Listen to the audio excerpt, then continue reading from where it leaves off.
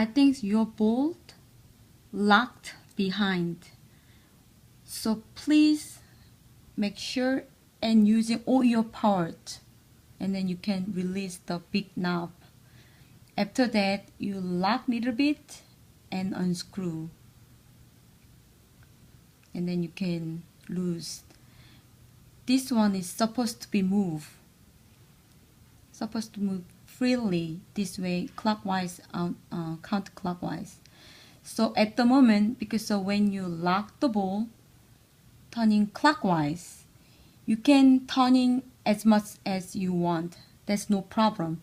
But if you locked back too much, it will be stuck, and you just turn clockwise really hard, and then you can lose this part.